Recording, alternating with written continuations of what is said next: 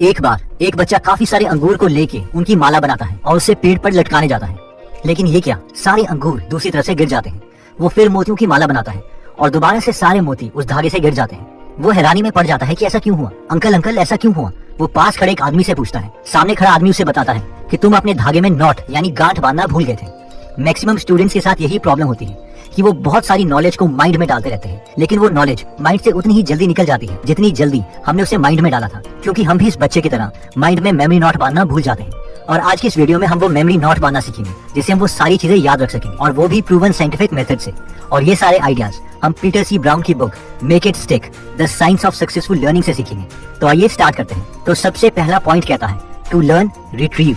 Author कहते हैं कि बहुत ही कम स्टूडेंट्स को मेमोरी नॉट बांधने का तरीका आता है। मैक्सिमम स्टूडेंट्स समझते हैं कि हमारी लर्निंग तब होती है जब हम ब्रेन में डेटा एंटर करते हैं और तभी उन्हें कुछ याद नहीं रहता, जबकि टॉपर्स को पता है कि लर्निंग तब होती है जब हम पढ़ने के बाद ब्रेन से डेटा बाहर निकालते हैं। ऑथर कहते हैं कि 1885 से साइकोलॉजिस्ट फॉरगेटिंग कर्व बना रहे हैं, जिससे ये पता चलता है कि पढ़ने के कुछ देर बाद ही हम 70% डेटा भूल जाते हैं। उस बच्चे की माला की तरह हमारे मोती उसी वक्त निकल जाते हैं, बाकी बचा 30% डेटा हमारे ब्रेन से धीरे धीरे निकलता है। लेकिन सवाल ये है कि डेटा हमारे ब्रेन में स्टोर कैसे रहेगा। 2010 में न्यूयॉर्क टाइम्स में एक स्टडी पब्लिश हुई थी। इसमें स्टूडेंट्स को एक पैसेज पढ़ने को कहा गया और उसकी इमीडिएटली बाद ही उन्हें वो पैसेज रिकॉल करने के लिए भी कहा, यानी data out of the brain. और जब फिर से एक हफ्ते के बाद उसी पैसेज पे दोबारा से टेस्ट हुआ तो वो पैसेज स्टूडेंट को 50% याद था, यानी सीधा 20% की मेमोरी इंप्रूवमेंट। 1939 में एक और बहुत फेमस स्टडी हुई थी जिसमें 6060 स्टूडेंट्स ने पार्टिसिपेट किया था। इसमें स्टूडेंट्स ने 600 वर्ड्स के पैसेजेस पढ़े। इसके बाद उन्हें अलग अलग टाइम में उन पैसेजेस को रिकॉल करने के लिए कहा गया। इसमें 2 इंपॉर्टेंट रिजल्ट सामने आए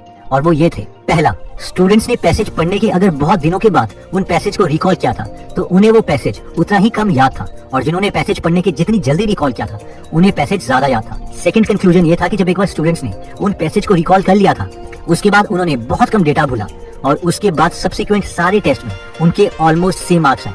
यानी रिकॉल करने का मतलब है कि हमने मेमोरी नॉट लगा दी है। नेक्स्ट पॉइंट कहता है मिक्स अप योर प्रैक्टिस।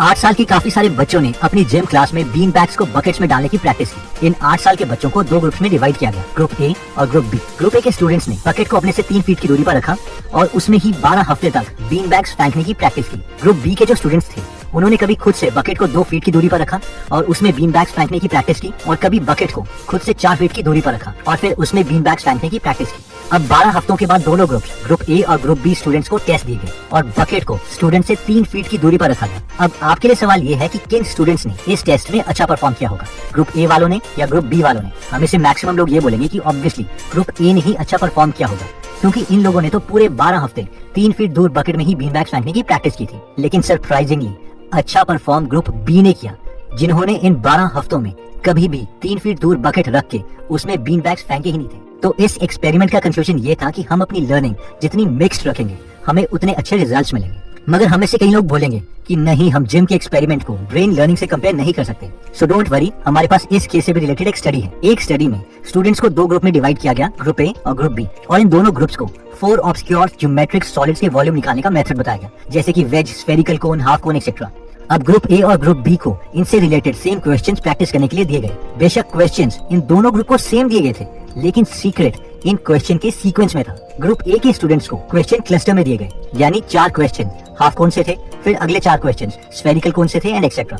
लेकिन ग्रुप बी के स्टूडेंट्स को यही क्वेश्चंस मिक्स करके दिए एक रैंडम ऑर्डर में। जब इन दोनों ग्रुप का टेस्ट बाद में लिया गया तो ग्रुप ए ने 60% स्कोर किया, जबकि ग्रुप बी ने 89% स्कोर किया, यानी 29% improvement with this one simple secret. Next point कहता है एम्ब्रेस डिफिकल्टीज। ऑथर कहते हैं कि अगर आप neural scientist Nobel laureate Eric Kandel के वर्क को स्टडी करोगे तो उन्होंने ये प्रूव किया है कि जब भी हम कुछ नया सीखते हैं तो हमारे ब्रेन में रियल चेंजेस होते हैं। हमारे brain neurons new branch axon create करते हैं जो दूसरे न्यूरॉन्स के साथ कनेक्ट होते हैं। अब आप कहेंगे हमें ये कैसे पता है?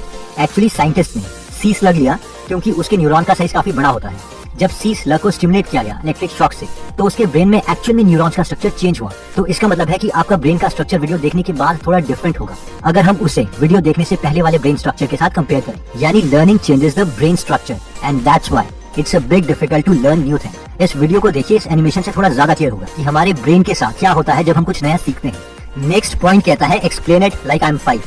ये पॉइंट कहता है कि जब हम कोई नया कॉन्सेप्ट पढ़े तो वो हमें तब तक समझ नहीं आता जब तक हम उसे एक बहुत ही सिंपल भाषा में नहीं समझा सकते, इतनी सिंपल भाषा में जितने कि 5 साल के बच्चे को भी समझ आ जाए। होता यह है कि जब भी हमें से मैक्सिमम लोग कोई नया कॉन्सेप्ट पढ़ते हैं तो हम सोचते हैं कि यार जब तक हम कोई जार्गन या वो साइंटिफिक वर्ड्स या कॉम्प्लेक्स वर्ड्स नहीं बोलेंगे तब तक बाकियों को नहीं लगेगा कि हमें वो कॉन्सेप्ट समझ आ गया है। Machines are any combination of bodies so connected that their relative motions are constrained, and by which means force and motion may be transmitted and modified as a screw in its nut, or a lever arranged to turn about a fulcrum, or a pulley about its pivot, etc. Especially a construction more or less complex, consisting of a combination of moving parts or simple mechanical elements as wheels, levers, cams, etc. जबकि reality में real समझ इससे बिल्कुल different है। Einstein ने भी कहा था, If you can't explain it simply, you do not understand it well enough। इसी कॉन्सेप्ट पर reddit.com पर एक बहुत ही फेमस पेज है जिसका नाम है Explain It Like I'm 5, जिसमें लोग अपने डिफिकल्ट से डिफिकल्ट क्वेश्चंस पूछते हैं और बाकी एक्सपर्ट्स लोग उसे सिंपल से सिंपल भाषा में समझाने की कोशिश करते हैं ताकि वो लेमैन की भी समझ में आ जाए। और बेसिकली जब हम नया कॉन्सेप्ट पढ़ते हैं तो बुक बंद करके हमें भी उसी कॉन्सेप्ट से रिलेटेड उसे ऐसे समझाना चाहिए जैसे हम किसी 5 साल के बच्चे को समझा रहे हैं, जिसमें हम अपने लेमैन वर्ड यूज करेंगे, कोई जार्गन नहीं, कोई कॉम्प्लेक्स साइंटिफिक वर्ड्स नहीं, ताकि हमें कॉन्सेप्ट अच्छे से समझ आ जाए। नेक्स्ट पॉइंट कहता है प्राइम फॉर लर्निंग। ये पॉइंट कहता है कि अगर हम कुछ नया लर्न करने से पहले अगर उस टॉपिक से रिलेटेड कोई ओवरव्यू वीडियो या कोई समरी देख लेते हैं और उसके कुछ टाइम के बाद सिमिलर कंटेंट को पढ़ते हैं तो हमारा ब्रेन उस टॉपिक को समझने के लिए रेडी हो जाता है और जल्दी न्यूरल कनेक्शंस फॉर्म हो जाते हैं। ये दूसरे तरीके से भी काम करता है, यानी अगर हम कोई चीज सॉल्व कर रहे हैं और उसे सॉल्व करने की जब हम कोशिश करते रहते हैं लेकिन अगर तब तक हमें वो सोल्यूशन नहीं बताया जाता तो भी हमारा माइंड उस चीज को जल्दी सीखेगा। ये उसी तरीके से है जैसे हम बोट को एक जगह रोकने के लिए एंकर का यूज करते हैं, इसलिए इस कॉन्सेप्ट को साइंटिस्ट एंकरिंग इफेक्ट भी बोलते हैं।